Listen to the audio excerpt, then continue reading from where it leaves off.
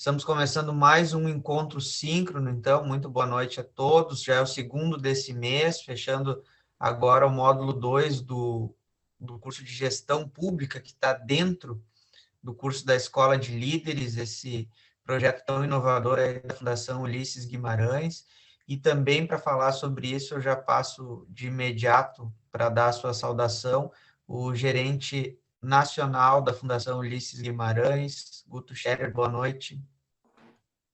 Boa noite, pessoal. Boa noite ao Gustavo Ferenzi, que vai fazer hoje, ser o nosso professor hoje, nessa aula síncrona, a Elisiane da Silva, nossa gestora de informação política, a Tati, nossa gestora de comunicação, a toda a equipe, o Luiz Loura, a Sami, enfim, e cada um que está aqui presente.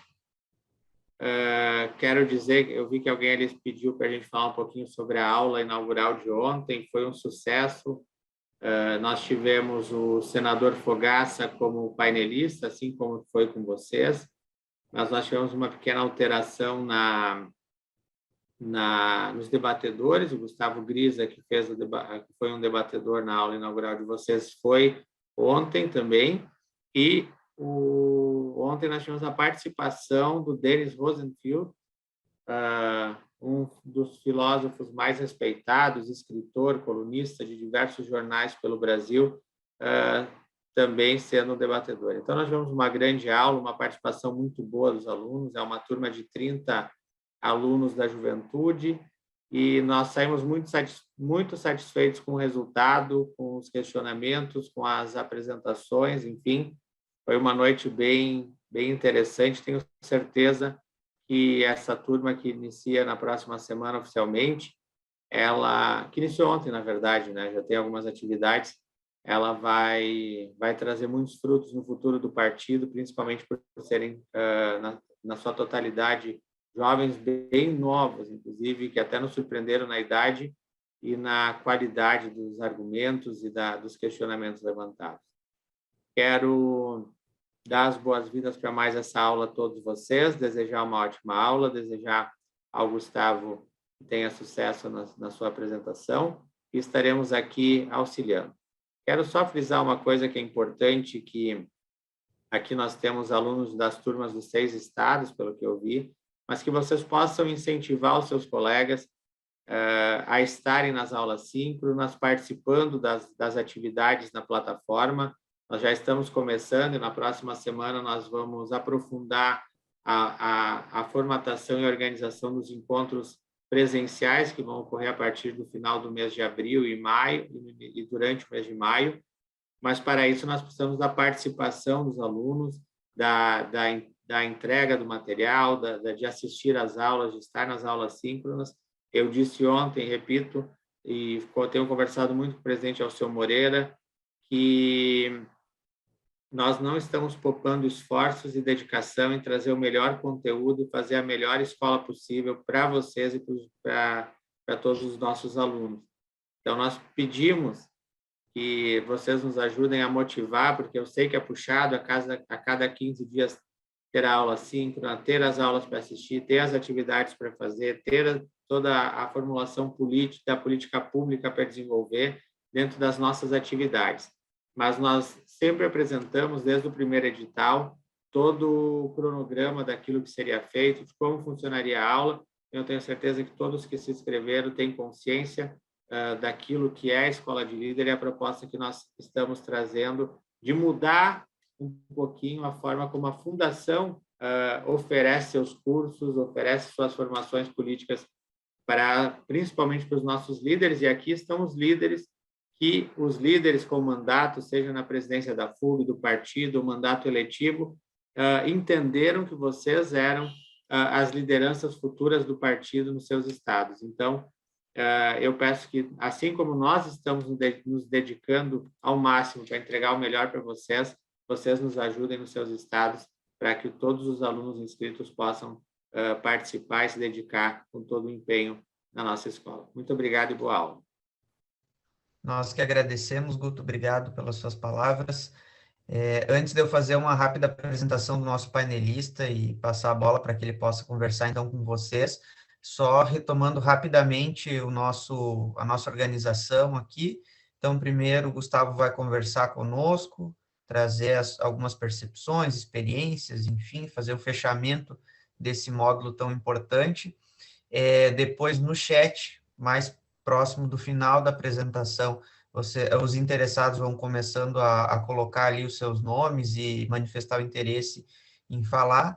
Então, nós vamos, acredito que 1 minuto e meio de manifestação para cada um tempo razoável, e o Gustavo vai respondendo individualmente cada um desses casos.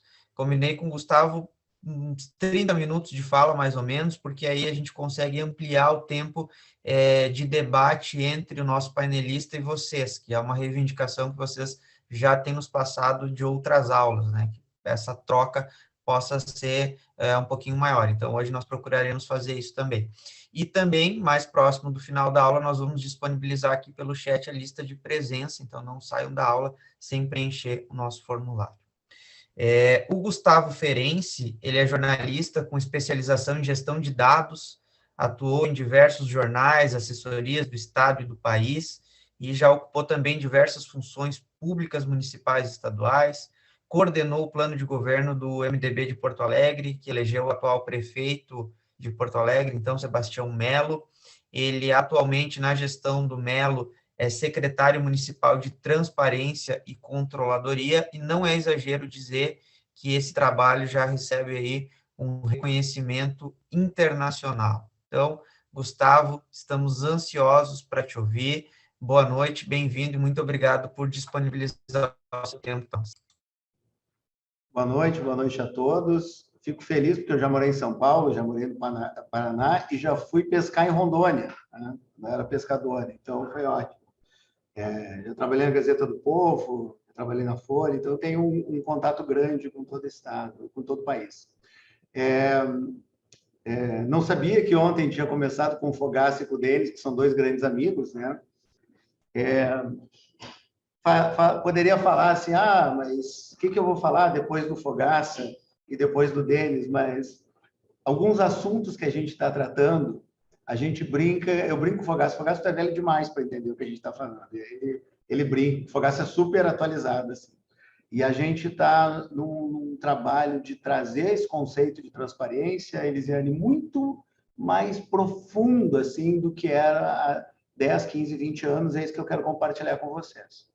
Quero agradecer o convite, desculpar minha cara de cansaço, assim, hoje começamos às 8 horas aqui, resolvendo problemas de combate à corrupção, pessoal, então trabalhando pelo bem público, então isso é bom, depois eu explico um pouco melhor a secretaria, e vou tentar agora, então, nesses 30 minutos, até umas 8h20, trabalhar com três questões. Eu quero fazer uma primeira conceituação muito direta, bem rápida, e depois eu ia trabalhar mais com a exemplificação, mas esse conteúdo desse material, e eu já quero parabenizar a FUG, é muito bom.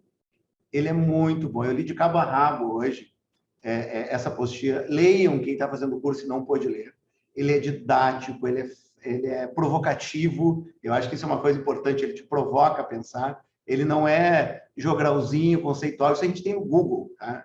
A gente está numa era da informação, que toda informação a gente consegue. Eu não quero informação, eu quero que um curso de lideranças me provoque, me estimule, me instigue. E pela apostila e pelos convidados, eu acho que isso está bem presente. Então, parabéns pela FUG, por juntar lideranças do país inteiro com material excepcionalmente bom. E agradecendo a todos, então, eu resolvi, eu não vou passar porque vocês devem ter lido, eu vou separar 10 tópicos que me chamaram muita atenção e, ao final, eu quero passar para vocês um pouco o exemplo de Porto Alegre, explicar o que é essa secretaria que a gente montou aqui, que ela é uma secretaria cidadã, que tem muito a ver, e ao final, passar um outro conceito que nós trouxemos da Espanha, que é o conceito de cidade educadora. Então, rapidamente, eu vou fazer isso e depois a gente conversa à vontade, assim, e depois eu deixo os contatos, a gente está à super disposição. Tem uma parte do texto que eu vou falar que ela fala em militância e ativismo. Eu sou um militante do MDB, sou filiado, tenho orgulho de dizer que sou MDBista, e eu sou um ativista da transparência. Eu sou um ativista desta causa.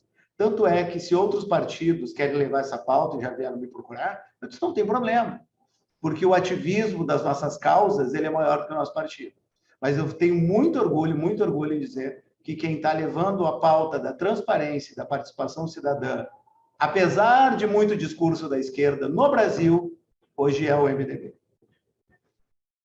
Bom, dito isso, não tem como falar em participação cidadã sem falar minimamente da Grécia. Eu não vou dar aula, porque se vocês tiveram Fogaço, Rosenfield, vocês têm vários outros caras sensacionais, sabem muito mais do que eu.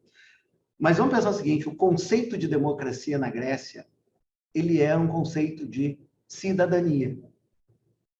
E o que é o conceito de cidadania? E a gente vai voltando muitas vezes a esse conceito. É o que eles chamavam de paideia. A paideia é a educação, na época, né, mundo machista, do homem grego, do cidadão grego. Né? Era a formação do homem grego. E a formação do aprimoramento individual é o que levaria ao aperfeiçoamento do coletivo. Por que é importante isso? Né? Porque isso traz o conceito de educação integral. É criança no contraturno? Não, não é só isso. Educação integral é educação para a vida inteira. E é isso que a gente está fazendo aqui. Educação integral é educação para o trânsito, para o lixo, sobre a proteção de dados, alimentar, e também a educação tradicional, a educação política, a educação cidadã. Então, este conceito de paideia, ele era dividido em duas dimensões. Essa educação integral tinha duas dimensões. A técnica, quer dizer, é a técnica mesmo. É o carpinteiro ensinando para o carpinteiro, ensinar as técnicas que a gente tem de vivência. Quando a gente fala em técnica, em tecnologia, a gente acha que é algo novo. Não é. Isso existe desde que o homem é homem. Mas o que é mais importante, que está no seio dessa formação de líderes, não é a técnica. É a ereteia, ou a ereté. O que é ereté? Se a técnica ensinava técnica, a ereté ensinava a pensar, a ter postura íntegra, a ter postura ética, a ter honra, a ter civilidade. Aí tem uma frase muito boa que diz o seguinte: nós precisamos, isso era o Aristóteles que dizia, nós precisamos educar para que as pessoas saibam o que é bom e o que é belo. Eu sempre gosto de discutir música. Você vê quando tu começa a discutir música, o que é uma música boa? Porque parece que não existe mais música boa no mundo, só se discute algumas coisas mais... Obrigado, Luiz. E se a gente passa a educar para a honra, para a ética e para a civilidade, a gente tem que pegar esse cidadão helênico, esse cidadão maior, este líder, e todos vocês aqui estão numa escola de líder, para fazer um convite à política. Pode deixar no anterior, Luiz. Pode deixar no anterior. Um convite à política. O que a FUG está proporcionando para vocês é assim, entrem na política. Nós queremos homens e mulheres, né, com honra, com ética, com civilidade. Mas não adianta ter honra, ética e civilidade em casa isolado. Isso tem que estar a serviço da sociedade. E essa é a função do homem helênico. E aí, eles pregavam para que a cidadania funcionasse, que houvesse necessariamente o conflito, mas o conflito harmônico. O conflito harmônico para os gregos era a democracia. O que é o conflito harmônico? Eles usavam uma analogia que era ótima. No leito de um rio, vocês já perceberam que todas as pedras que estão no leito do rio, elas acabam sendo arredondadas. Por quê? Porque, seguindo aquele fluxo do rio, elas estão constantemente em atrito. O atrito é discordar de alguns pontos, mas sempre com respeito. Esse atrito não faz com que elas se choquem e quebrem. Ela não é uma guerra, mas ela é um parlatório, uma discussão democrática que faz com que ela se arredonde e, junto com o leito do rio, que é a sociedade, faça ele fluir melhor. Os líderes, eles não são a pedra que bate no outro, ele é a pedra que adorna dentro com a outra a partir do diálogo do conflito. Por isso, o módulo 2 ele tem um nome sensacional, que é a democracia e o poder da participação, e eu propus um subtítulo, que seria ou um convite à participação cidadã. Porque existem muitas formas de fazer política, a partidária é uma delas, mas todas as formas de participação cidadã são políticas. Então, assim, nos próximos 25 minutos, que 5 já devem ter passado, eu quero só fazer um convite a vocês para que a gente discuta alguns conceitos fundamentais da democracia, do poder, da participação, mas também fazer, paralelo a isso, um convite para que vocês participem da vida pública de forma atuante e com bastante conteúdo. E, para isso, não vou reler toda a apostila, mas separei e vou passar rapidamente 10 conceitos. Pode passar lá, Guto. Luiz. 10 conceitos fundamentais que estão ali. O primeiro é o mais básico de todos. Democracia enquanto eixo da Declaração Universal dos Direitos do Homem e do Cidadão. Isso é um direito fundamental da humanidade. Então, quando a gente ouve nazismo, ditadura, dá um arrepio na gente. A gente não pode admitir isso. Tá? Por isso que eu botei esse conceito e nem vou entrar em detalhes.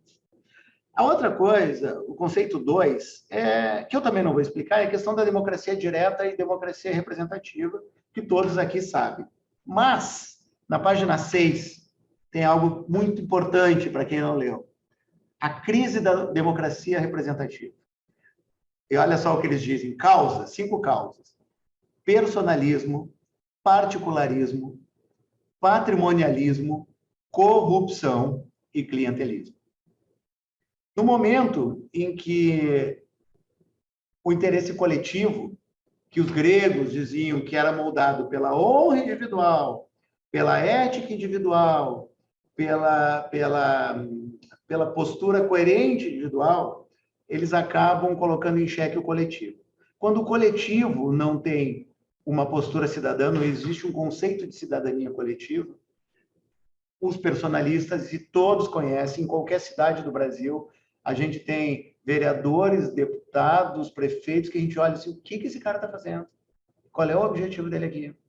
E, às vezes, é roubar, e, às vezes, é manter um nicho político, às vezes, é representar classes que não mereceriam representação. Mas, seguidamente, não é pensar o todo.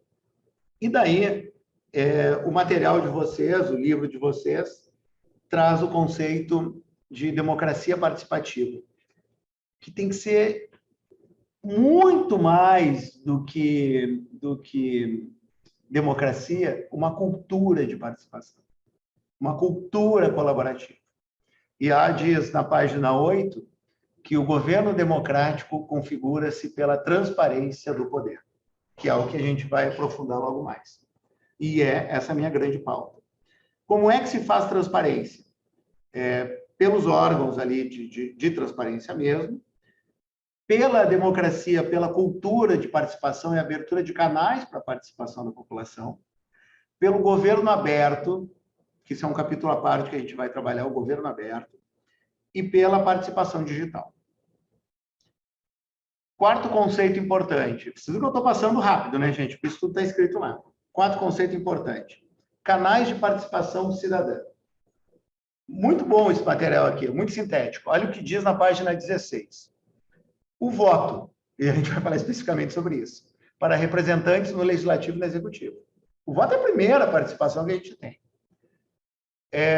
O voto também no caso de consulta pública, plebiscito e referendo, que infelizmente é uma forma de democracia direta, que infelizmente a gente não tem muito uso no Brasil. Canais de participação, atividades no terceiro setor, associação, clube de serviço, ONG, sindicato, nos partidos, enfim, nas redes sociais, nas fundações. A Fundação Ulisses Guimarães é um canal de participação cidadã. Não estou conseguindo ler aqui, deixa eu ver.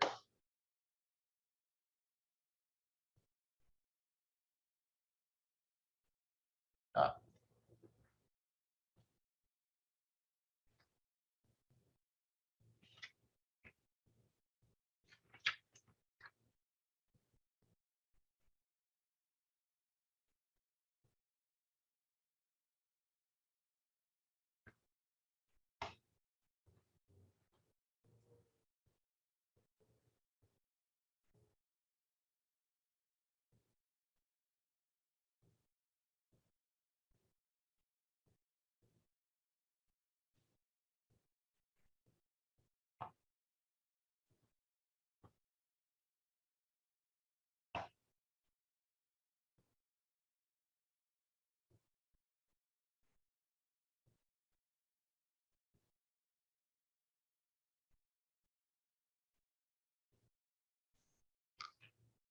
Olá, eu voltei?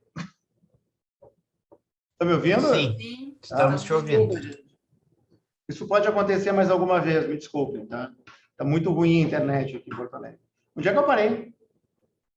Que eu fiquei falando aqui. Cultura participativa, não sei se eu falei nos canais de participação cidadã. Estava nos canais, você já tinha feito aquela retomada do trecho, acho que da página 17, né? Isso, desde a página 17. Mas, enfim, ó, tem várias entidades para participar. Consulta de dados públicos via Lei de Acesso à Informação. A gente precisa usar a Lei de Acesso à Informação, que é obrigatoriedade. Eu sou responsável em Porto Alegre por isso. Elaboração de projetos de lei de iniciativa popular.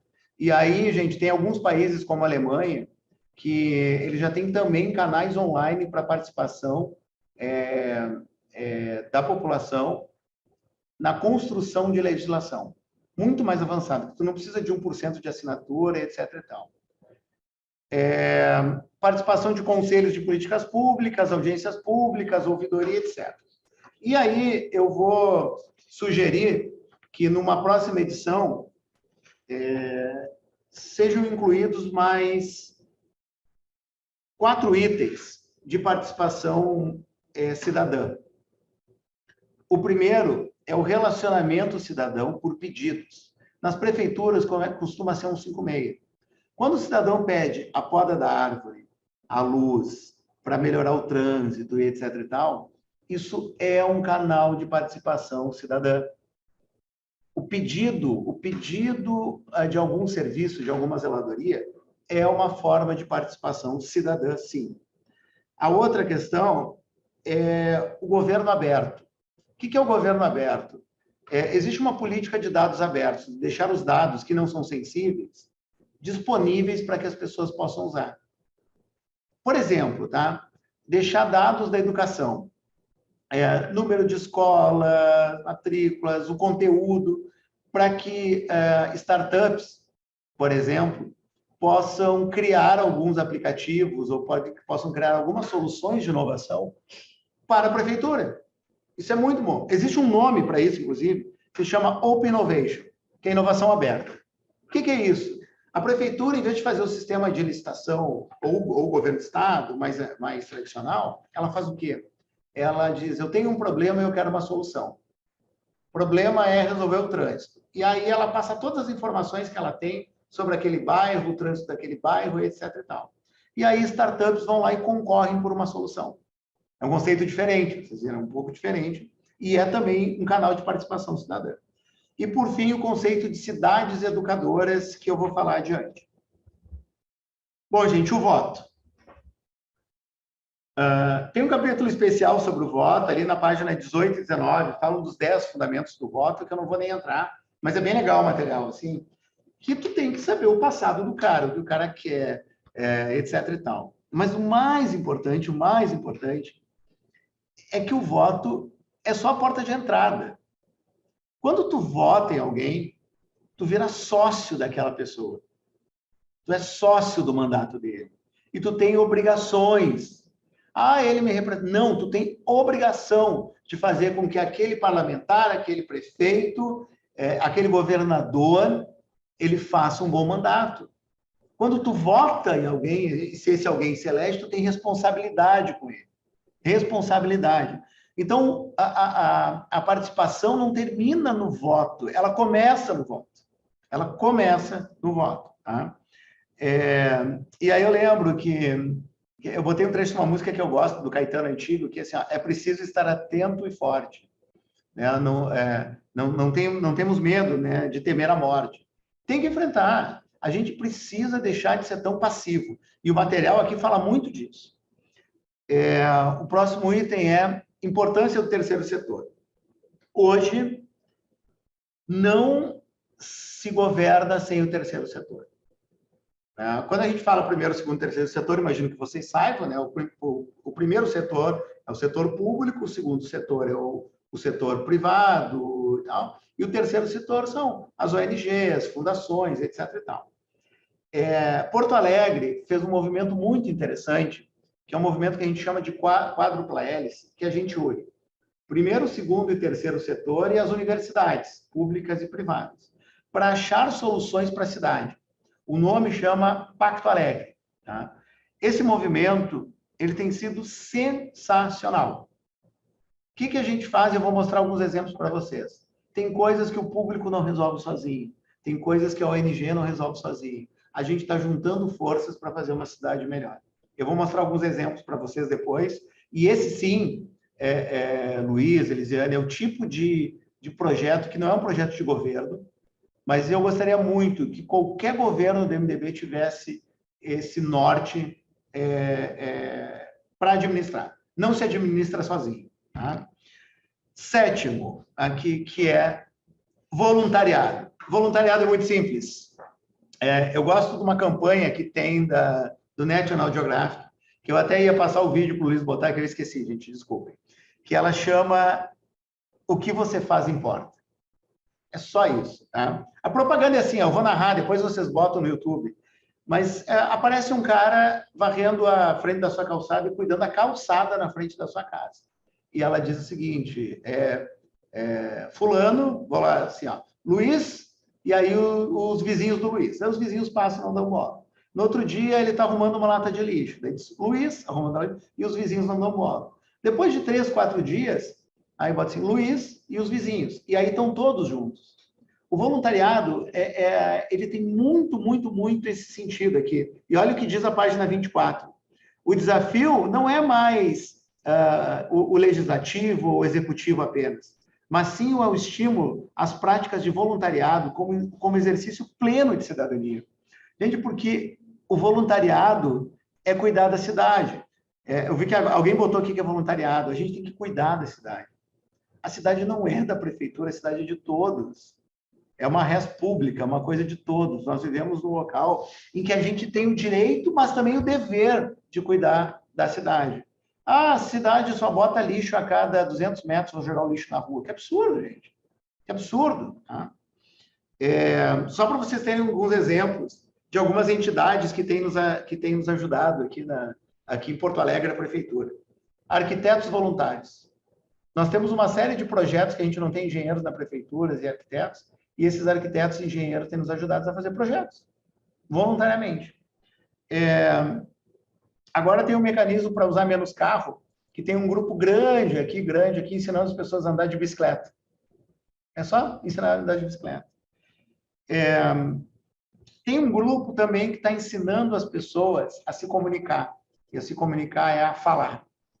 Olha aqui, ó, bombeiro voluntário em Santa Catarina aqui por 11 anos. Mais um parceiro aqui, o Daniel, aqui falando com a gente. O voluntariado é essencial. Agora nós estamos num projeto aqui em Porto Alegre, que eu acho que também pode ser usado bastante, que é organizar o voluntariado. É muito comum, as pessoas quererem ajudar e não saber como. E a gente identificou isso. Mas todo mundo tem uma habilidade e pode ajudar, e a gente está tentando organizar isso. Mas adiante. Cidadania e partidos políticos. O castigo dos bons que não fazem política é serem governados pelos maus. Frase de Platão, está lá na página 37. Aqui é muito interessante. Gente, todos nós aqui somos militantes de um partido político. E todos nós aqui temos causas que algumas são semelhantes, outras não. Todos temos bandeiras e áreas de atuação política. Mas lembra de uma coisa, o MDB, ele é o partido do movimento democrático. Nós nos movimentamos. Os democratas se movimentam. Os autoritários não se movimentam. Eles têm ideias fixas e não mudam. Os democratas se movimentam. Os democratas são voluntários. Os democratas entendem a sua responsabilidade cidadã. É o movimento que faz a democracia. Uma vez eu brinquei com o senador Pedro Simon, hoje aposentado, está numa praia aqui chamada Rainha do Mar, que o movimento democrático é quase uma redundância, porque a democracia necessita desse movimento, desse comprometimento. Então, assim, nós temos que ser militantes e nós temos que ser ativistas. Se a gente fizer o militante sem ter o ativismo, sem ter a causa, a gente pode se perder. E se a gente tiver a causa e não for militante, a gente vai ser palpiteiro de bar. E não é isso, a gente tem que fazer. A gente precisa criar, não quero ficar chamando os gregos, mas o que os gregos chamam de ethos, que é um coletivo. Nós precisamos de uma série de causas que nos unem. Eu estou aqui, de certa forma, querendo dizer, vou chegar a vocês, que a transparência deve nos unir. Os dois últimos aqui. A política se faz em todo lugar, em todos os mundos. A gente faz política em todo lugar, não é só em partido. No sindicato, na associação de rua, no clube esportivo, tudo, sabe? Mas hoje, especialmente, ela se faz em todos os mundos, no mundo físico e no mundo virtual. E lembrando, assim, gente, eu faço uma palestra sobre fake news, que eu já fiz para a Fundação Luiz Guimarães também. Fazer política no mundo virtual, especialmente, não é ser disseminador de fake news. Pelo contrário, transparência se relaciona diretamente com a verdade. A fake news é o que alguns teóricos franceses têm chamado de pós-verdade. E a gente não quer pós-verdade, a gente quer a verdade. O MDB, historicamente, tem um compromisso com a verdade. O nosso movimento democrático prima pela verdade. Então, fake news tem que ser abominada nas nossas redes. E aí existem técnicas, inclusive, de conferir a fake news. Porque por que a gente passa fake news para frente? Porque a gente concorda com aquilo, mesmo que não seja verdade. E a gente tem que superar isso. E, por fim, gente, tudo isso aqui, esses 9 princípios, eu não estou falando nada novo, tudo isso está aqui no material. Ele culmina no que está lá na página 58, que é em sermos agentes de transformação social. É isso que nós precisamos ser. A gente sabe que fazer política por dinheiro é errado, por vaidade é errado, por interesses específicos é errado. A gente precisa fazer por um bem maior. Ai, mas isso é muito utópico, isso é não sei o quê. Não me interessa. Não interessa. Tem uma parábola árabe que é muito legal. Assim. Um cara está lá, ele está num espaço público, falando contra as desigualdades de um rei. E aí, passa um viajante ali uma vez, passa no outro mês, passa 2, 3 anos, aquele cara está lá, sozinho, ninguém escuta. E aí um dia ele pergunta, mas, olha, tu nunca vai desistir de querer mudar a cabeça dos outros? E aí ele diz o quê? Olha, no momento em que eu desistir de mudar a cabeça dos outros, é sinal que eles vão ter mudado a minha cabeça. O MDB, ele precisa manter os seus princípios de democracia. Não pode entrar nem nesse xiismo de extrema-direita e nem nesse xiismo retrógrado de extrema-esquerda. Ah, mas é centrão. Não é centrão, é coerência, democracia, é diálogo. São verbos e substantivos que estão em desuso. E a gente precisa voltar a chamar. E por isso que eu sou um grande defensor, e já que estamos em casa, falo publicamente, de uma candidatura própria. O MDB é enorme. E por isso a Simone Tebet é importante nesse processo todo. Ela é importante não pela Simone, mas porque ela hoje representa um conceito de MDB que a gente precisa retornar e fazer crescer. Vamos lá, senão eu vou passar muito tempo. A próxima, Luiz, por favor. Bom, e aí eu quero chegar um pouco para dizer como é que, e esse foi um pouco o convite, que a gente tem trabalhado aqui em Porto Alegre a educação cidadã, ou a cultura cidadã, a cidadania e a formação cidadã. Eu sou secretário da Secretaria Municipal de Transparência e Controladoria. Essa secretaria, ela triplicou de tamanho no governo Melo, tá? E ela começou a ser construída já dentro do conceito do próprio prefeito. Como vocês são de fora do estado, deixa eu dar um pequeno histórico aqui. O Melo, ele era vice-prefeito e foi candidato à eleição e perdeu para o antigo, em 2016, acabou perdendo a eleição para o Nelson Marquesan Júnior, do PSDB. Ele ficou desgostoso, se afastou da política e depois ele queria ser candidato a deputado estadual. Mas ele nunca quis ser deputado estadual, ele queria ser prefeito. Eu estava lá em trabalho, eu trabalhava na Secretaria de Estado. Ele disse, ok, se tu quer ser prefeito, eu pedi demissão, nós vamos fazer uma construção de um trabalho. E entre eles, eu disse, Melo, eu quero a pauta da transparência. Melo se elegeu deputado. Na Assembleia Legislativa, ele trouxe a pauta da participação cidadã e um movimento, para quem vai para o Legislativo, que é super bonito e importante, que se chama Parlamento Aberto, que é um processo de governo aberto em que o legislador chama as pessoas e os grupos organizados para ajudar a construir soluções. É básico, né? Mas ninguém faz. E a gente começou a fazer isso. Dali, o Melo foi ser pré-candidato, estávamos em meio à pandemia, e lançamos um movimento com apoio da FUB, do Rio Grande do Sul, que a gente chamou de Vozes da Cidade. E começamos a fazer uma série de debates, foram 18 debates, eram para ser 15 por causa do partido, mas eram 18. Entre eles, um é a transparência, e nesses debates a gente construiu o plano de governo que eu tive a oportunidade de coordenar com o grupo. Quem que nós chamávamos? Sempre alguém do partido, porque existe muita inteligência no nosso partido, sempre alguém da universidade e sempre alguém da área prática, ou empresário, dependendo da área, ou alguém de uma entidade. Esses três faziam um debate, participavam 100, 150, 200 pessoas por vídeo, na pandemia, e a partir dali a gente compilava uma série de ações, e depois tiveram outras ações.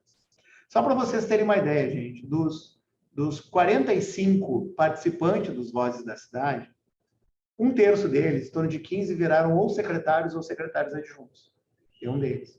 Quer dizer, não é aquela coisa, a gente sabe que tem a construção dos partidos, sabe que às vezes tem que fazer a composição, mas não pode ser só isso. Tem secretarias estratégicas, e é por isso, vamos ser honestos, é por isso que o Melo está com quase 70% de aprovação entre bom e ótimo aqui em Porto Alegre, porque ele está fazendo, a gente entende que existem os acordos políticos, mas a gente precisa ter um grau de inteligência para gerir a coisa pública, né? E uma dessas construções foi a Secretaria de Transparência, que aqui em Porto Alegre, vocês podem ver ali, ela toma conta da unidade de relacionamento do 156, logo depois eu vou passar uns números para vocês, todos os pedidos que vêm da prefeitura, saúde, educação, poda de árvore, buraco, passam por aqui. Nós estabelecemos isso, e com isso eu tenho um controle de tudo que passa por aqui, pela prefeitura. Eu não tapo o buraco, mas eu sei como é que está lá na ponta, eu consigo ajudar a cobrar o secretário. A gente tem uma diretoria de transparência pública que cuida da Lei de Acesso à Informação, que está fazendo 10 anos, e do portal de transparência. Felizmente, nós temos um dos 10 melhores portais do país, tu consegue boa parte das informações, e nosso objetivo aqui é ser o melhor do Brasil até o final dessa gestão. Temos a Ouvidoria Geral do Município, que é uma obrigação legal, a Controladoria Geral do Município, que que cuida das contas do município, das contas do prefeito, combate a corrupção, faz toda a parte de controle de auditoria, para ver se o recurso é bem gasto também. A Corregedoria Geral do Município, que faz as sindicâncias, as investigações, são mais de 300, 400 hoje em andamento. E agora a gente tem cuidado, eu vi que alguém trabalhava com isso, da Lei Geral de Proteção de Dados, temos um departamento para isso, todo o departamento são 2 pessoas, né? E o compliance, ou seja, o trabalho íntegro, ético e o combate à corrupção. O compliance é tão importante para esse governo, tão importante, que tomamos posse no dia 1º de janeiro de 2021 e no dia 2 de janeiro, sábado de manhã, que o prefeito Melo, ele não dá folga para ninguém, então sábado é normal, então ele fez todo mundo trabalhar no sábado. No sábado de manhã nos reunimos e o primeiro ato de todos os secretários foi assinar um termo de compliance, porque o exemplo vem de cima, vem do prefeito, dos secretários, dos diretores, e aí para toda a prefeitura, e da prefeitura para a sociedade, do governo para a sociedade, da Câmara de Vereadores para a sociedade, da Assembleia para a sociedade. Pode passar um pouquinho. Com isso, deixa eu só mostrar alguns números para vocês, para entender o que a gente organizou aqui. Nós recebemos quase 900 mil pedidos de informação ou de protocolos de ações via 156, esse canal. Hoje a gente tem um app, que é o 156 Mais Poa, por WhatsApp, a gente tem um sistema que tu pode pedir por WhatsApp, nada disso tinha. Quando a gente entrou aqui só tinha telefone. A gente pegou e aumentou os canais. Com isso, aumentou 41%, eles botaram ligações, mas não são só ligações. Eram em torno de 600 mil, foi para quase 900. Aumentou muito, muito, muito. Então, eu brinco que os secretários das pontas não gostam de mim, porque eu dou um jeito de dar mais trabalho para eles. Mas isso é transparência.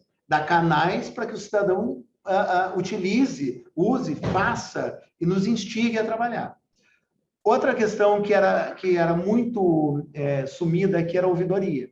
Nós estabelecemos um canal, botamos um sistema digital também, tem um app, e aumentamos 300% o número de pedidos de ouvidoria. Era em torno de 2.000, 2.000 e poucos, e o ano passado foi 7.846 protocolos de ouvidoria. E tem uma coisa que não está aqui, que é bem legal, 98% respondido no prazo. A mesma coisa a questão da lei de acesso à informação. Qualquer cidadão tem direito a saber número de escola, salário do prefeito, tem direito. E, geralmente, as prefeituras fugiam disso. Aqui em Porto Alegre, o número, o ano passado foi em torno de 1.010, o 2020. Então, a gente não aumentou tanto a lei de acesso à informação. Mas 92% das demandas são respondidas, mesmo aquelas cabeludas. Os secretários ficam furiosos, mas tem que responder, tem que responder, tem que responder. Antes da gente assumir, as respostas ficavam em torno de 55%. Então, aqui que está o ganho disso. A gente só conseguiu melhorar esses números porque a gente criou uma metodologia de pontos focais e uma cultura de transparência e responsabilidade com o cidadão. Então, cada secretaria tem pontos focais para o 156, para a ouvidoria, para a lei de acesso à informação, para a corregedoria, para a controladoria, para o compliance. A gente explica para eles, qual é a função, qual é o nosso comprometimento como representantes, porque as pessoas, quando votaram no Melo, do Sebastião Melo, do MDB, e daqueles partidos todos, elas viraram sócias deste governo. E no caso da prefeitura, inclusive as que não votaram. Né? E aí, é verdade, viu? Fátima, tu tem toda a razão. Tu tem toda a razão. Eu tenho uma legião de colegas que não gostam de mim. Mas o prefeito Sebastião Melo, toda vez que ele sabe disso, ele pega isso para mim assim, quanto mais gente não gostar de ti, é sinal que o teu trabalho está indo bem. Então tá ótimo e a gente fica feliz. Fico feliz que instituições sérias e comprometidas como a FUG reconhecem esse trabalho e nos convidam para bater esse papo. Vamos adiante? Bom, gente, lá no meio do ano, eu repatriei um amigo de infância. Eu sou oriundo, gente, da Pastoral da Juventude Estudantil. Eu fui criado dentro do seio da Igreja Católica Cristã. Confesso a vocês que tive uma fase rebelde comunista, mas, no fundo, a gente depois segue e acerta os eixos, né? E um colega meu muito antigo, ele é doutor em educação, professor da Universidade Federal de Recife. Eu repatriei ele, porque ele é aqui da Grande Porto Alegre, estava fora do Rio Grande do Sul há 14 anos, para que ele me ajudasse a trazer este conceito, né? Qual é esse conceito? É o conceito de cidade educadora. Isso é uma rede internacional. Vocês já devem ter ouvido falar em Barcelona e nas grandes mudanças de Barcelona, pelas Olimpíadas de 92, etc. E tal. Quem trabalha conosco aqui no Pacto Alegre, que é essa entidade que reúne vários atores, é o Joseph Piqué, que é um espanhol que ajudou a construir Barcelona. Quando ele chegou aqui, a primeira coisa que ele disse, eu devo ter passado o tempo, né? Vou terminar em 10 minutos. 10 minutos. Tranquilo. Quando é que eu aqui não estou vendo o relógio aqui, eu me perdi. Quando o Piqué veio da Espanha aqui para nos ajudar a construir esse processo, ele disse assim, as pessoas acham que foi a reforma do Porto, de Barcelona, a revitalização, não sei se vocês conhecem Barcelona, que mudou Barcelona. Ele disse assim, não foi. O que mudou Barcelona foi que nós mudamos as pessoas. Os catalões, eles deixaram de ser catalões naquele canto da Espanha e passaram a ser cidadãos do mundo. E hoje Barcelona é um dos lugares mais visitados por turistas, por gente que quer conhecer melhoria de cidades, gente que quer conhecer melhoria de pessoas. Então, em 1990, foi criado essa rede de cidades educadoras, que ela é linda e cheia de experiências, e nós estamos agora implantando em Porto Alegre. O Brasil tem 25 cidades educadoras. Porto Alegre vai ser a 26ª. Eu vou explicar um pouco melhor. E São Paulo a minha cidade natal, que é Passo Fundo, no Rio Grande do Sul, Curitiba, algumas cidades boas. Mas só para vocês terem uma ideia, Portugal, que hoje é um grande case do mundo, que é do tamanho do Rio Grande do Sul, um pouco maior, tem 80 cidades educadoras. A transformação se faz pelas pessoas. pela construção da cidadania. E aí são 20 princípios que norteiam, dos quais 7 princípios de cidades educadoras, que agora nós estamos filiados nessa rede, eu trouxe diretamente para a nossa secretaria. Primeiro, a cidade educadora deverá fomentar a participação cidadã com uma perspectiva crítica. Eu não quero gente para puxar meu saco e me elogiar. Eu quero gente que aponte o dedo na ferida. Mas corresponsável. Então, assim, o que tu está fazendo lá também para nos ajudar? E aí, no segundo ponto, é o estímulo à participação cidadã. Se eu quero que tu seja corresponsável, eu tenho que te dar caminhos. Nós agora estamos tentando organizar o voluntariado. Como é que eu vou exigir voluntariado e a pessoa não sabe nem como fazer isso? Então, uma das nossas ações está sendo organizar o voluntariado. Garantia de uma qualidade de vida adequada aos seus habitantes. Por que que o 156, que é o pedido de poda, não está nas secretarias? Porque a gente quis concentrar isso para pensar a cidade como um todo. Tá? Só para vocês terem uma ideia, quando a gente juntou o 156, a gente melhorou os serviços, porque daí parou de o cara do lixo resolver uma coisa, o da poda resolver e começarem junto. Nós criamos uma economia de mais ou menos 30 milhões de reais em um ano, só organizando o fluxo dos protocolos de serviço. E isso é uma forma de melhorar a qualidade de vida. Porto Alegre está uma maravilha? Não, está um horror. Está um horror. Mas a gente tem melhorado e a gente viu que está no caminho certo. Formação que permita aos cidadãos ajudar os seus filhos a crescer e aprender... parou ali. Aprender a cidade no espírito de respeito mútuo, deve ser, possivelmente. O que é isso? Essa é a educação para a vida inteira.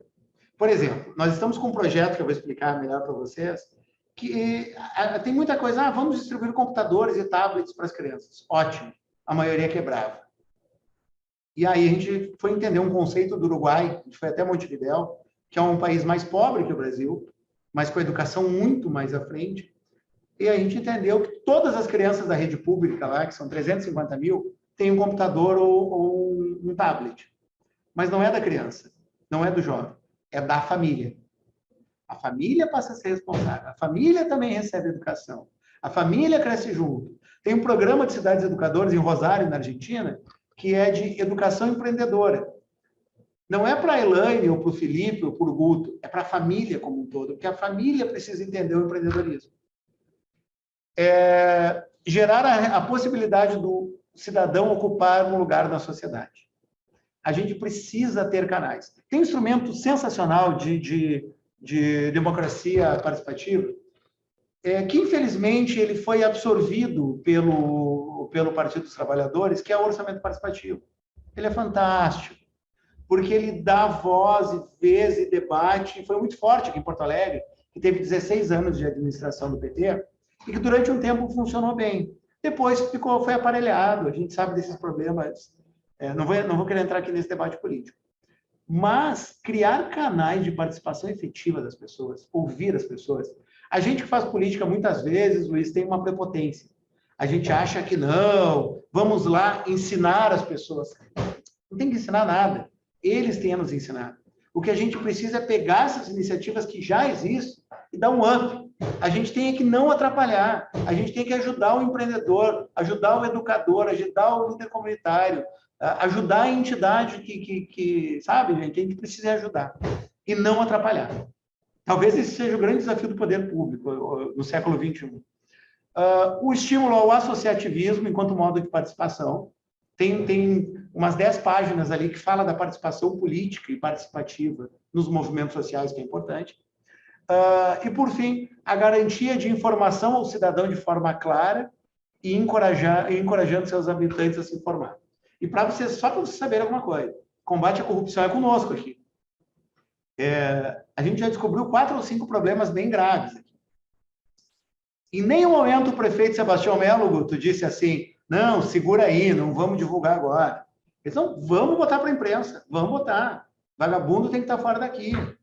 Ele usa vagabundo mesmo, em reunião com um monte de gente. Vamos adiante? Agora eu vou correr no final. Bom, gente, só para vocês entenderem o que é o Cidades Educadoras e por que a gente trabalha com isso. Cidades Educadoras tem um círculo aqui, o azul aqui, que é a prefeitura. Uma parte que é o Pacto Alegre e uma parte que são projetos, eu vou só mostrar dois para vocês, que dá para fazer o que a gente está chamando de cidadania conjunta. Então, se vocês forem ver em verdinho, ali são secretarias da prefeitura que já estão. Aí tem várias instituições de ensino, La Salle, a Universidade Federal, a PUC, os maristas, empresas, o Gerdau, que é uma das maiores empresas, Grupo Escola, entidades como voluntários de arquitetos, Cinep, que é o Sindicato das Escolas Privadas. Quando a gente fez o Pacto Alegre, eles assinam uma carta compromisso. Se eles dizem, eu quero apoiar esse projeto, não é só bater palminha. O Gerdau está nos dando dinheiro para votar. O Grupo Escola está nos dando profissionais de educação. Quer dizer, quando tu monta este conceito de pacto dentro de uma construção cidadã coletiva, tu está dizendo assim, não, é para ajudar, viu? Mas eu não quero tapinha nas costas. Só. Vou mostrar dois exemplos rápidos. Passa adiante, por favor. Um projeto, para vocês entenderem. Projeto de inclusão de saúde. O que nós descobrimos? A Secretaria de Saúde tinha um projeto com dinheiro do Ministério da Justiça, R$30 mil para reformar os postos de saúde, e isso estava parado há 3 anos. 3 anos. Porque faltavam engenheiros para tocar o projeto. Projeto lindo. Por que era do Ministério da Justiça? Porque a mão de obra tinha que ser de Apenados. O que a gente fez? Chamamos os arquitetos voluntários para que eles fizessem os projetos. Dinheiro da prefeitura, projetos dos arquitetos voluntários, mão de obra da SUSEP, que é a entidade que cuida dos presos aqui no Rio Grande do Sul. Simples, não? Estava parado há 3 anos. Destravamos em 4 meses. Vamos para outra.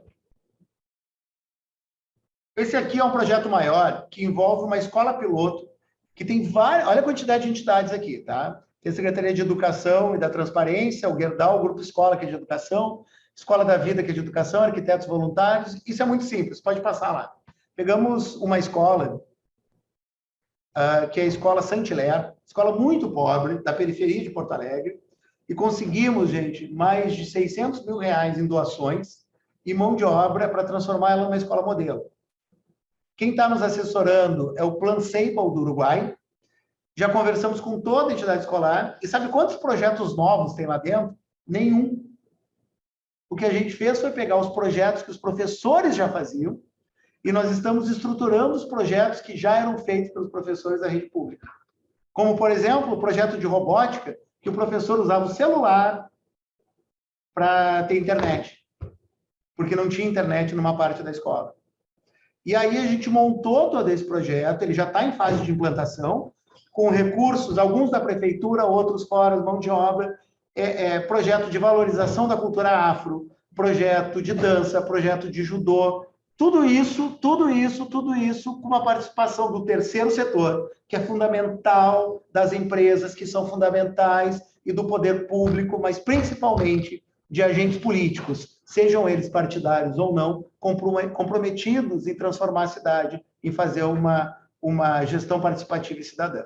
Por fim, acabei... Eu só abrir um parêntese rápido, desculpa te interromper, nós tivemos nessa escola em 2016, conhecendo um projeto que eles tinham na época, não sei se ainda existe, que é o Escola Amiga dos Animais, e realmente ela está numa comunidade que tem bastante vulnerabilidade, se não me engano, na Loma do Pinheiro, né? Exatamente, nós adotamos ela. Só para vocês entenderem, a escola é linda, porque ela, desculpa que eu me empolgo com ela é do lado de uma reserva, mas ela é em degraus. Então, tem 4 ou 5 cadeirantes que queriam estudar lá e não conseguiam. Os arquitetos voluntários fizeram um projeto e a gente está fazendo acessibilidade em toda a escola. Toda a escola. E aí, cá entre nós, se a gente fosse fazer via poder público, ia demorar 2 anos para fazer isso. E eles conseguiram lá com R$60 mil em um arquiteto. Ponto. Mão de obra. Para encerrar, e aí é provocando mesmo,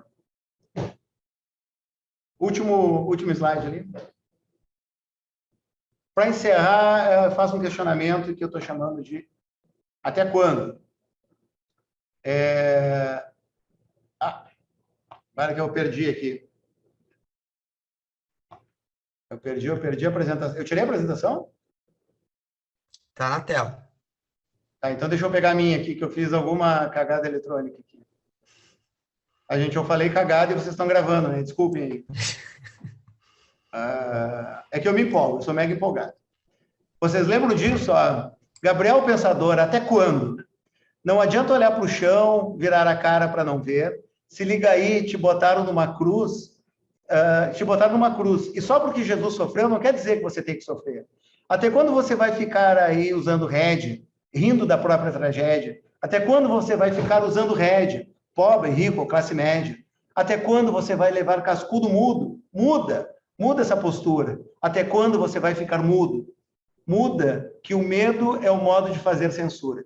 Até quando você vai levando porrada a porrada? Até quando vai ser saco de pancada? Até quando vai ficar sem fazer nada? Até quando você vai levando porrada a porrada? Até quando vai ser saco de pancada?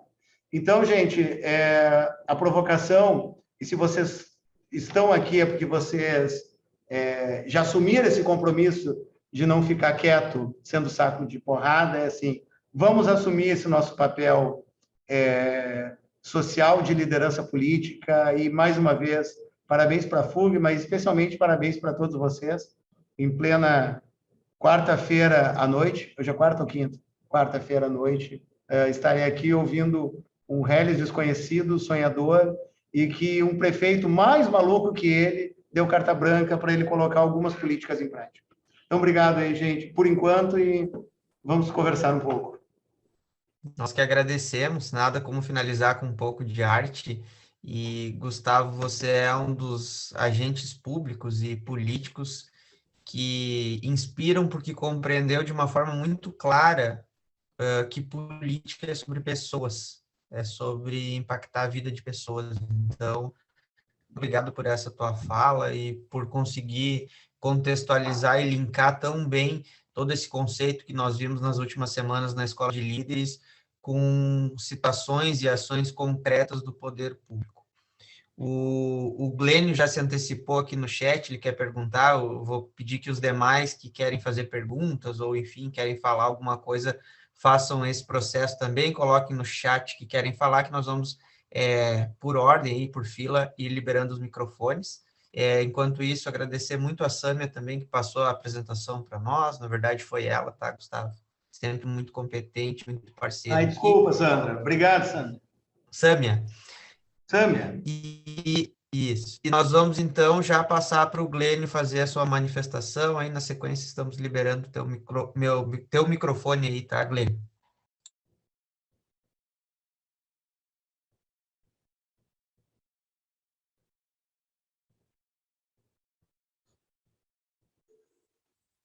Oi, Gustavo. Bom, boa noite a todos. Gustavo, eu sou de Porto Alegre também e eu tenho visitado, apesar de morar em Rondônia há 35 anos, eu tenho visitado Porto Alegre sistematicamente e tenho notado que Porto Alegre realmente é uma cidade que você pode ficar tranquilo que o planejamento segue, independente da administração que lá está, justamente por causa dos profissionais que trabalham, que são profissionais da prefeitura, que não são profissionais que vêm das administrações, né? Profissionais que estão lá, que são da prefeitura mesmo. Bom, eu tenho uma pergunta para fazer a você. Eu sei que toda e qualquer política pública ela precede de informação, precede de dados, né? Precede de números. E a sociedade brasileira, como um todo, não é muito afeita a números, assim como a sociedade americana.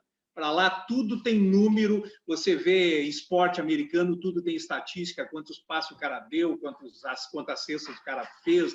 Quer dizer, tudo isso tem número para tudo, eles pesquisam tudo. Nós somos extremamente carentes. E o pouco que a gente tem, o pouco que nós temos, é muito difícil de acreditar, né? Quer dizer, a gente tem aí o censo que é jogado de um ano para o outro e tal, quer dizer, isso a nível nacional.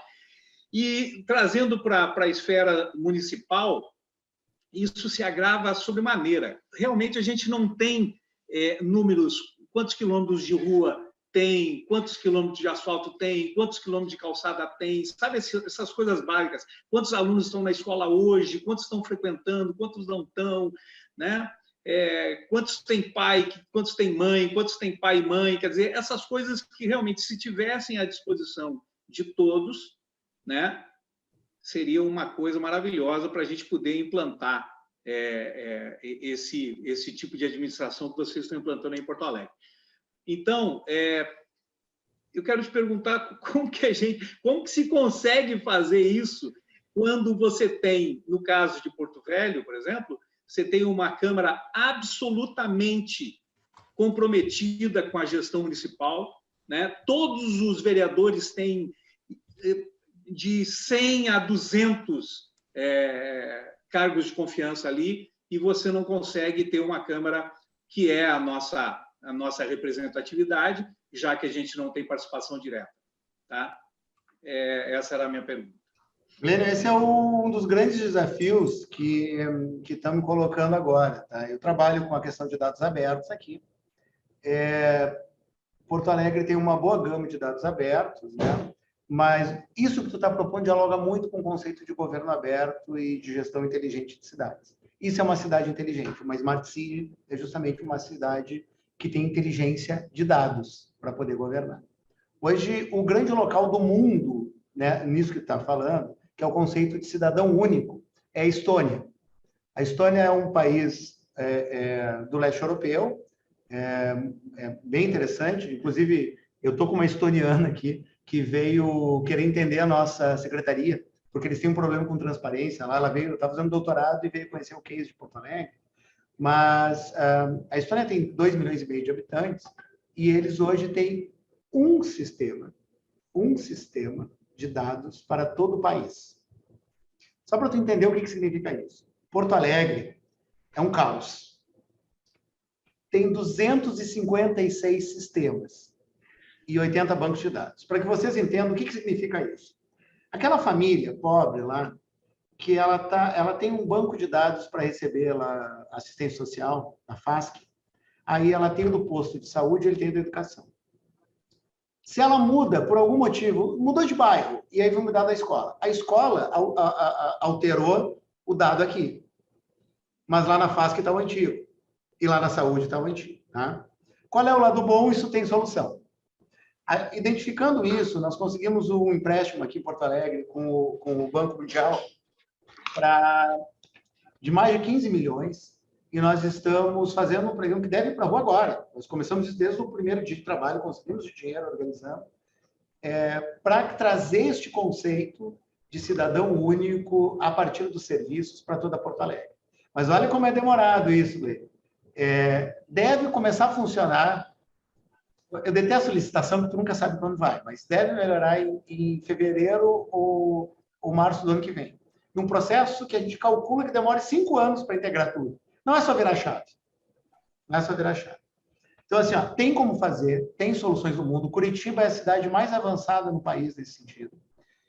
Nós estamos propondo algo tão avançado que algumas das maiores empresas do país vão concorrer e elas disseram: abram para que mais de uma empresa, para consórcio, porque não tem uma empresa no país que queira tudo que vocês estão pedindo, que entregue tudo que vocês estão pedindo. Agora, sabe por que a gente conseguiu construir isso? A gente fez uma construção participativa e cidadã. Nós conversamos com mais de 80 pessoas da área, com mais de 20 cidades do mundo, inclusive Estocolmo, Barcelona, Medellín, Rosário, na Argentina, que é super avançado, Curitiba, São José dos Campos, e com mais de 15 empresas para ter o melhor produto. Eu quero dizer para ti que tudo isso que a gente está fazendo, e é uma conversa que eu tive com a Elisiane já, a gente precisa começar a pegar essas boas práticas, e se isso der certo, Glênio, eu tenho certeza que der certo, e a gente tem que levar para todas as administrações do MDB.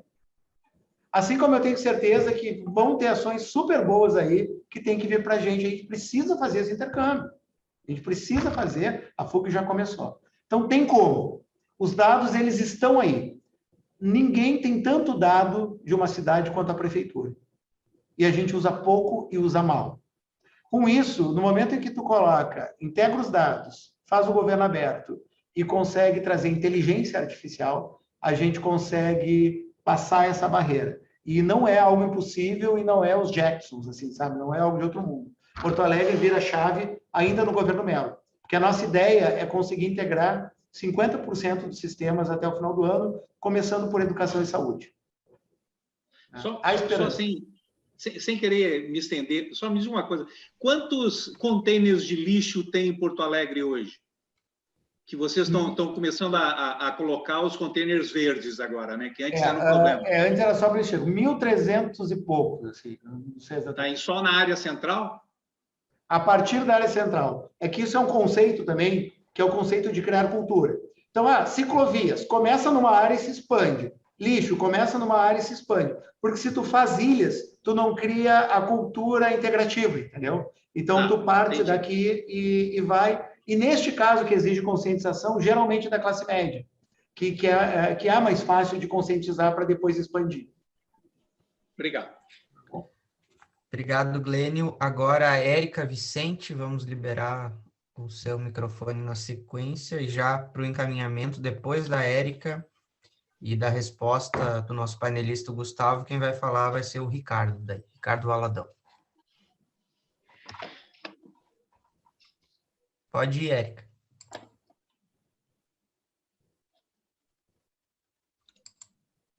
Tá aí a Érica? Senão a gente já passa para o Ricardo e depois, quando a Érica retornar, ela faz o questionamento.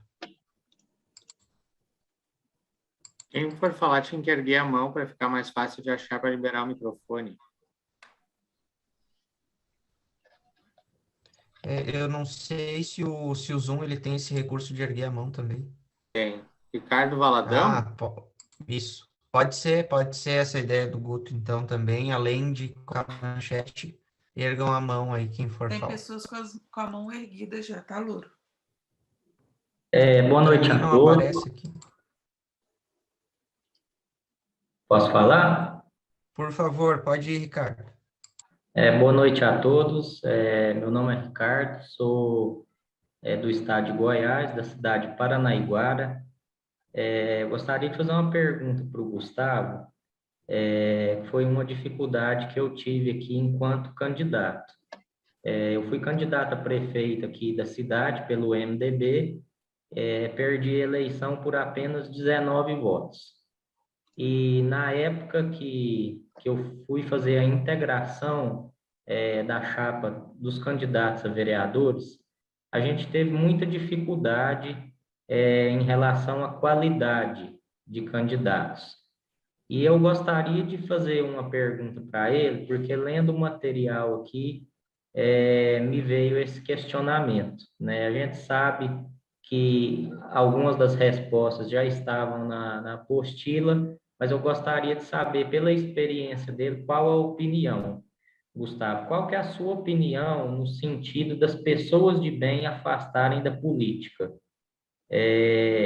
Porque todas as vezes que a gente vai numa pessoa na cidade, que a gente a considera uma pessoa íntegra, honesta, trabalhadora, a gente vê que a pessoa não quer estar na linha de frente da política. Eu gostaria de saber a sua opinião a respeito disso aí. O porquê dessa resistência desse grupo de pessoas? Bom, Ricardo, não sei se tu sabia, mas o nosso prefeito Sebastião Melo é de Piracanjuba, aí de Goiás. Veio com 18 anos para o Rio Grande do Sul, mas é goiano, né? Chão goiano, a gente chama. Aprendi a comer pequi com ele, inclusive. E eu vou fazer, sem querer assim ser ofensivo, eu quero dizer que muito da culpa da gente não conseguir trazer pessoas preparadas e de bem é nossa. É nossa. A gente não faz um trabalho de formação de base, a gente não faz um trabalho estratégico de buscar lideranças, a gente não tem, muitas vezes, bandeiras claras do que a gente quer propor. Eu estou falando do MDB e tudo, então falta tudo isso. Deixa eu dar um exemplo para vocês, que foi muito bom. Tem um partido aí, pequeno, no Brasil inteiro, que é o PCdoB. Ele é até grande no Rio Grande do Sul, por causa de uma candidata, e eles ganharam o governo do Maranhão. Um grande amigo meu, ele é jornalista do PCdoB, então a gente conversa e tal. Eles fizeram um processo lá, o Dino, que acho que agora até saiu, de mapeamento. Eles mapearam até síndico de prédio. Aqui em Porto Alegre, não sei a tua cidade, mas Porto Alegre, tu tem alguns condomínios que tu tem 20 mil eleitores, sabe? Tu precisa 3, 4 mil para eleger um vereador. Então, eles começaram a ver lideranças em alguns lugares que às vezes a gente não olha. Às vezes, nós vamos sempre no mesmo lugar, sempre com as mesmas pessoas. A gente não faz um trabalho estratégico, isso é uma liderança do partido, é o seguinte, bom, precisamos de alguém da segurança, mas de repente precisamos de um médico, precisamos de alguém daquela região. A gente não sai à procura, a gente não sai ao convencimento. Quando vê, falta 2 meses para fechar a nominata. Aí chama fulano, mas indicaram fulano. E aí tem os candidatos a vereador picareta, que cada eleição está num partido. Tem isso. Então, assim, sinceramente, para mim a culpa é nossa. É da desinformação, é do sistema como um todo. Claro que é do sistema como um todo. E a gente é o quê? A gente justamente faz parte desse sistema político. E eu acho que a gente devia fazer um trabalho específico, e eu não sei se é FUG, eu não sei o que para fazer a construção de lideranças com foco nos vereadores. Para mim, a função mais importante de todos não é presidente, governador, não é nada. É vereador. É vereador. Não seria bom se a gente tivesse, na tua cidade, que é pequena, 3, 4 vereadores que estivessem brigando para ser prefeito, que as pessoas chegassem, os 3 são bons para ser candidato a prefeito. Geralmente a gente vai por eliminação. Desculpa, eu também te avaliando, entendeu? Mas é isso. Os vereadores, em geral, são muito ruins. Aqui em Porto Alegre, ainda, os do MDB são muito bons, assim, mas eles são muito ruins. A culpa é de quem? Acho que a culpa é nossa. A gente precisa ter estratégia, bandeiras e métodos para conseguir voltar a trazer as pessoas boas e com boas intenções e com inteligência para a política. Não sei se te respondi, mas... Perfeito. Marijane Grando na sequência, sempre muito atuante, nossa companheira Marijane.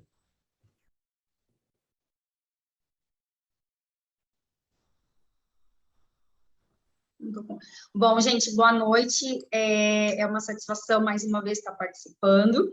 E eu gostaria de fazer uma pergunta.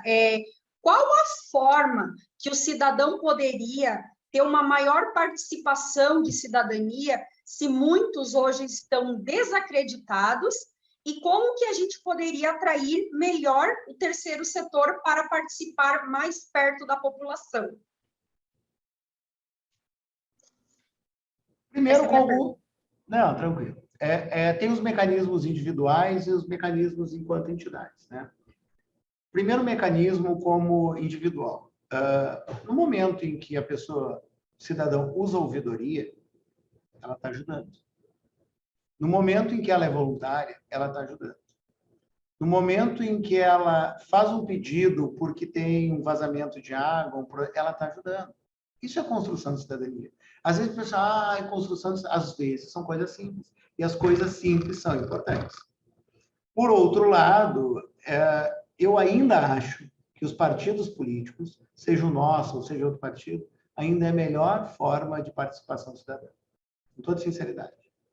Agora, as instituições de terceiro setor têm várias formas de trabalhar. Mas aí a gente precisa ter caminho. Vocês entendem que o poder público, e esse é um pouco o conceito que a gente tem em Porto Alegre, ele tem que ser um facilitador. A gente está chegando dizendo, vem cá, sua fundação, sua ONG, seu sindicato, vem construir com a gente. Quando a gente fez, Guto, aqui eu lancei o compliance, a gente botou que era o seguinte, na norma. Como é que a gente botou? Que não podia falar mal da prefeitura, mas a prefeitura enquanto instituição, nas redes sociais privadas. E aí botaram, me xingaram, botaram no jornal o sindicato dos servidores municipais, o seguinte, o secretário está querendo, a lei da mordaça, está querendo censurar, eu censurando. Né? O que eu fiz? Sentei com o sindicato. Fizemos 4 seminários com mais de 1.000 pessoas para conseguir mudar aquele artigo. E eles me convenceram que eu estava errado. É o sindicato cheio de PSOL, IPT e PCdoB, e eu tive que admitir, eu estava errado. E quando a gente admite que está errado convicto, é ótimo, estabelecemos um canal excelente. Participação do terceiro setor da sociedade civil, no caso, do sindicato. Então, assim, o poder público tem que dar liberdade para participar. Agora, outra questão, o pacto é um modelo que tem que ser exportado. As instituições, as ONGs, especialmente, tal, que elas vivem de recursos externos, elas têm que concorrer menos e se juntar. Elas têm que entender que é melhor ter 100 em 4 do que 2 sozinhos, entendeu? Eles precisam entender isso, assim. Mas eu acho que, e eu gostei muito da apostila nesse sentido, o poder público precisa abrir caminhos para dialogar com o terceiro setor. E abrir caminhos não é dizer o seguinte, não consigo fazer esse serviço, vamos contratar uma ONG. Não consigo entregar isso. Não é isso. Não é isso. Não é só a terceirização de creche. É conseguir construir políticas públicas com essas entidades, que muitas vezes conhecem mais do que a prefeitura. Porque a soma do terceiro setor em Porto Alegre são 60 mil pessoas, nós temos 16 mil servidores. Então, eles têm 4 vezes mais e geralmente estão nas comunidades e na periferia. A gente precisa deixar de ser arrogante. A gente é arrogante demais. Tá? Até para, Ricardo, voltando, às vezes a gente é arrogante, o MDB é ótimo, tem o histórico, teve Ulisses Guimarães, os bons chegarão ao nosso partido. Não vai acontecer. A gente precisa ser mais ativo, ser mais militante. Militante. A gente tem que ser militante. Desculpa aí. Obrigado, Antônio Brito. Próximo, depois do Antônio, quem vai perguntar é a Érica. E, por último, não está com a mão levantada, mas tinha já chamado antes no chat, a Fátima. Então, agora, Antônio Brito. Não é o nosso ex-governador, tá, Gustavo? Imaginei.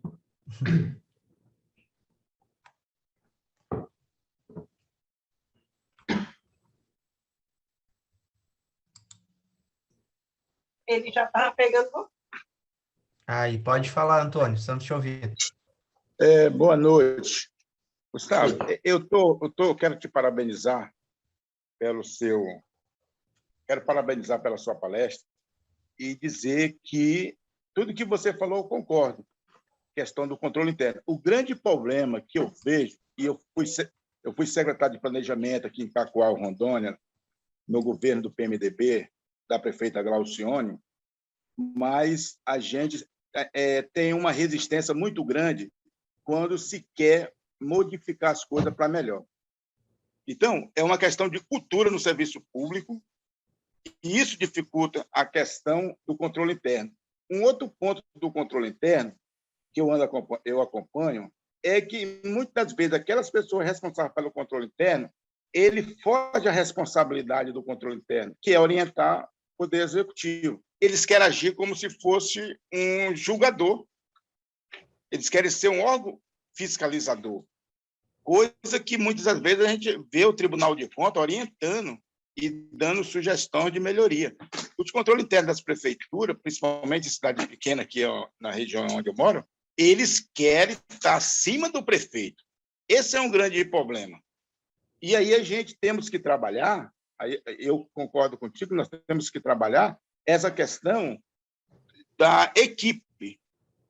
Até chegar o chefe do Poder Executivo, que a maioria das vezes é o maior obstáculo, que eles não querem seguir aquilo que é a contabilidade pública, aquilo que as leis dizem que deve ser o melhor para a transparência do serviço público. Então, eu te pergunto, como a gente trabalhar isso dentro do MDB? Tu tem toda a razão, viu? Eu tenho uma disputa, uma briga constante aqui, especialmente com os meus controladores mais antigos. Como Porto Alegre é uma cidade grande, eu tenho 70 controladores aqui, 70 auditores de controle interno. Tá? Os mais novos são mais receptivos a essa cultura de gerir, de sentar do lado, de sentar assim, Antônio, eu quero que tu entenda o que eu estou fazendo. Não é chegar assim, Antônio, tu está errado e faça certo. Não é isso. Entendeu? Não, mas é isso que tem os auditores antigos. É o seguinte, e se tu está fazendo errado porque tu é burro e não sabe? Não é isso. A gente tem que ensinar, o objetivo é ensinar. Eu tive um problema aqui, gente, que é ridículo. Uma escola ficou sem luz porque as notas de luz lá de 2 mil e poucos reais não bateram por 1 centavo. 1 centavo. Olha a ignorância de um controle. Eu fiz o auditor que eu não conhecia, porque nós entramos no meio da pandemia, então eu não tinha conhecido o cara. Vir para trabalhar, botei ele no carro e levei, numa região muito pobre aqui em Porto Alegre, nós chegamos lá, eu não contei para ele o que era. E ele pegou e disse, mas que olha só a quantidade de criança na rua. Eu disse, então, pois é. Estão na rua por tua causa, porque a escola está fechada. Porque tu cruzou os dados, as informações, e não me aprova. Tu acha que alguém ia roubar um centavo? Então, precisa ter um pouco de coerência, sabe? Um pouco de coerência nisso. Como é que se muda isso? Gente, é cultura e educação permanente. Não tem segredo. Tu tem que ir lá na ponta ensinar os gestores a melhorar, entender como é que é o processo. Tá? Realmente, 80% da documentação que vem das empresas que prestam serviço, por exemplo, elas vêm incompletas, erradas. Mas eu tenho um contrato lá de 100 mil, aí eu tenho uma inconformidade de R$1.000, eu vou parar o contrato? Não dá. Entendeu? Tem que ter uma certa coerência. Agora, o cara não pode também, a empresa, ficar 6, 7, 8 meses, 1 ano, entregando sempre errado. Então, isso está dentro da educação cidadã, da educação de controle, e isso é convencimento. Nós temos tido algumas experiências muito boas aqui, muito boas, no sentido de sentar com o gestor, porque alguns são mais interessantes, e sentar com a minha equipe. Tá? Vou te dizer uma coisa que a gente fez que foi muito legal. Nós fomos, Luiz, eu levei meu povo lá na escola Saint-Hilaire, aí a gurizada lá foi mostrar para a gente o que eles faziam. Só que eu levei o meu pessoal e eles tinham que explicar para crianças de 10 anos o que eles faziam. E os controladores tiveram dificuldade. E eu disse assim, se tu não consegue explicar para uma criança de 10 anos o que tu faz, é porque tu não está muito convicto do que tu faz. Verdade. E aí a gente começou a fazer um trabalho de educação nossa. Nós erramos também aqui, nós temos uns chatos, mas a engrenagem muda. Eu ainda acredito na humanidade. Se eu não acreditasse, eu não estava na política, eu não estava no MDB. Tá? Eu sei que eu não te respondi, mas assim, olha, não tem mistério, é questão de convencimento. Né? Mas assim, tem umas malas no caminho que dá vontade de aposentar. Assim. Tá? Isso dá vontade, tu tem toda a razão. Deixa eu passar agora, então, para a Érica Vicente Costa. Pode falar, Érica. Vocês estão me ouvindo? Sim. Boa noite, Gustavo. Você falou bastante sobre a participação cidadã. Você está querendo dizer, assim, a gente está apontando assim, para uma sociedade sem partidos políticos, sem política, sem congresso, sem toda essa coisa toda que sempre foi muito complicado lidar, porque tem muita coisa errada, né? Não, pelo contrário. A gente precisa evoluir. Os partidos vivem numa estrutura do pós-guerra. Nós vivemos num país que são partidos de dono. Vocês já perceberam isso? É o PT do Lula, é o Cidadania esqueci o nome dele, do Freire, e aí dentro dos estados tem donos, e dentro das cidades tem donos. Chega! A gente tem alguns locais em que o terceiro setor faz muito mais do que os partidos. Tá?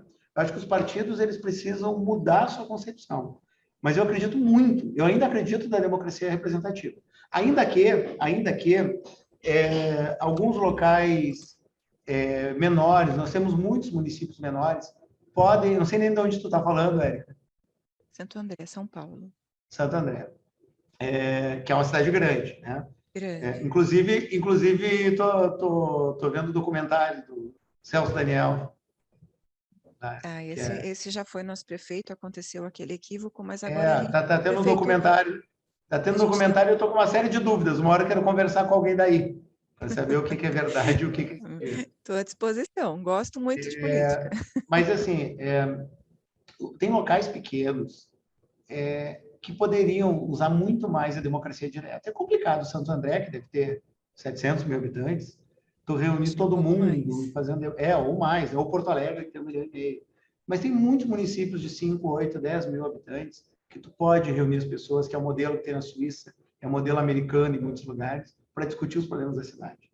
Não tem por que alguns locais menores abrirem mão do diálogo aberto da Assembleia com todo mundo, para ter uma Câmara, geralmente com 7, 8, 9 vereadores.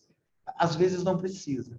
Então, acho assim, os partidos precisam parar de ser donos, eles precisam voltar a ser representantes da sociedade. Por que o terceiro setor, enquanto movimento social e liderança política, cresceu tanto? Porque os partidos perderam sua influência social. Perderam completamente. Né? Tem muita Não corrupção nos só, partidos.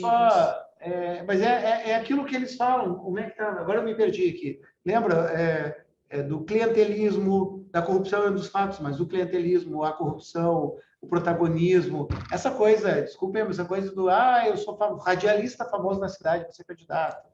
Não que tu não possa ser candidato, mas não por ser radialista. Entendeu? Eu sou um ator famoso, né?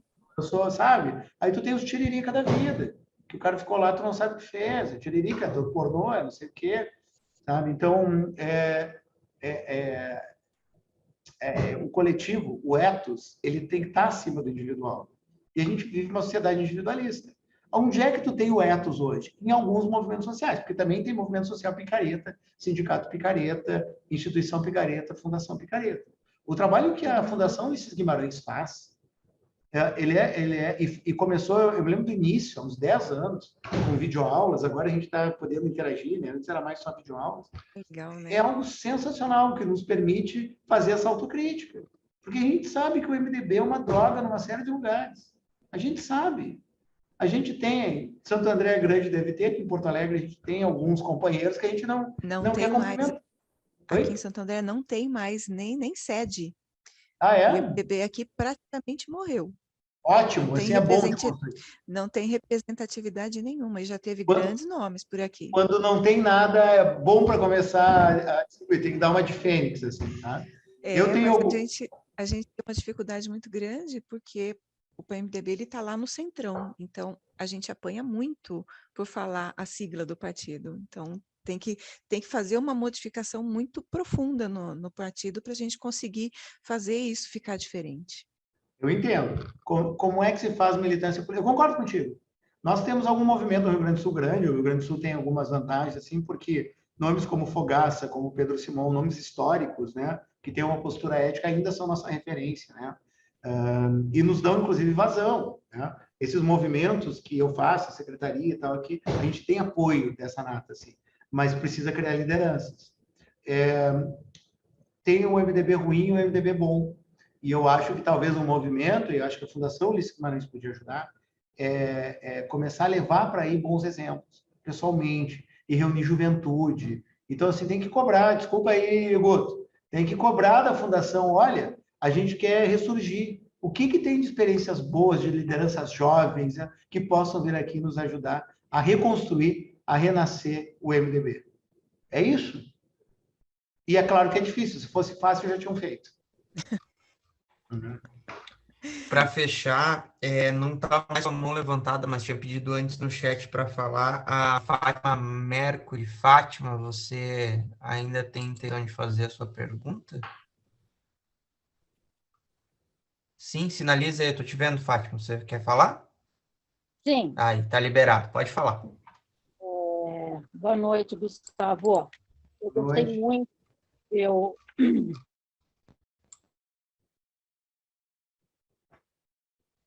Acho que travou.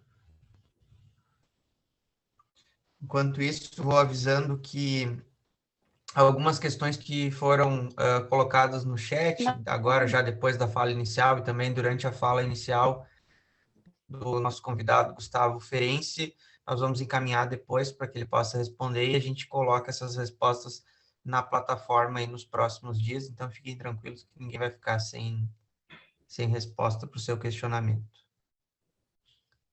E a Fátima congelou. Mas eu nem terminei de perguntar. Peraí. Agora voltou. Pode falar, Fátima.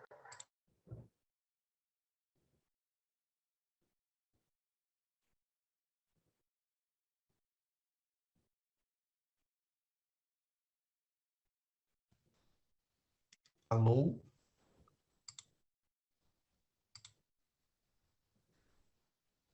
Acabamos não parlamento aberto ouvir. Seria muito, né? A gente está nessas prefeituras. Eu não sei, assim, dos 200 mil cidadãos, entendeu? porque eu sei que São Paulo carrega muitas prefeituras nas costas, né? São Paulo, Rio, os estados maiores, né? O que você me diz disso? Fátima, está caindo a conexão, mas eu vi que tu estava falando de parlamento aberto e estava lendo aqui no chat que tu gostou da ideia aqui. Eu não sei se eu vou te responder que realmente ficou cortando, tá? Mas o conceito de parlamento aberto, ele tem muita resistência da maioria dos vereadores e deputados. Mas deixa eu dar, eu não sei exatamente o que tu me perguntou, mas deixa eu dar um exemplo bem concreto de como funciona na Alemanha, por exemplo. Né? O parlamento alemão, todo projeto de lei, ele o projeto de lei é publicado e aquela lei fica à disposição de entidades ou pessoas cadastradas. Tu não deixa livre, porque senão vira uma baderna, né? Xingamento, briga política. Mas, por exemplo, tu vai fazer uma lei sobre causa animal. Tu tem entidades sérias que trabalham com isso e tal. Essas entidades são cadastradas. E elas podem, inclusive, propor alterações ao texto de lei. E elas entram como coautoras, além dos vereadores. Então, é um trabalho muito interessante. Durante 2 semanas, isso fica em aberto e eles podem dialogar. Assim. Existem esses movimentos, assim, sabe? A outra coisa são as audiências públicas, não audiências públicas para constar, como a gente tem. Seguidamente, a gente faz audiência pública fake, porque a lei exige questões ambientais. Não, audiência pública séria, né? E um outro canal que a gente tem que aproveitar, nós descobrimos isso quando o Mello era deputado, é utilizar essa ferramenta aqui. Essa ferramenta é muito democrática, não dá mais para admitir sessão, audiência pública, qualquer coisa do legislativo, especialmente estadual, sem usar uma ferramenta que as pessoas consigam participar do interior e ter voz e ter vez sem sair de casa. Brasília tem que fazer isso. Eu não posso ter que pegar um avião a toda hora e ir a Brasília. Isso é custo, isso é tempo. Agora, se as reuniões fossem mais abertas em Brasília e a gente pudesse se inscrever, tem muitas pautas da controladoria, da transparência. Se eu pudesse participar como secretário, eu vou lá até seguidamente por questões de ofício. Mas se eu pudesse participar aqui de Porto Alegre, seria muito mais fácil. E eu sei que eu teria como contribuir com o controle e a transparência do país. Eu, como colegas do Brasil inteiro. Então, assim, existem vários mecanismos no parlamento. Se o parlamento quiser, e eles são gratuitos, em geral, ou tem um custo muito baixo, conseguir fazer este governo aberto, esse parlamento aberto. Como eu não entendi a tua pergunta, eu não sei se eu respondi a tua pergunta.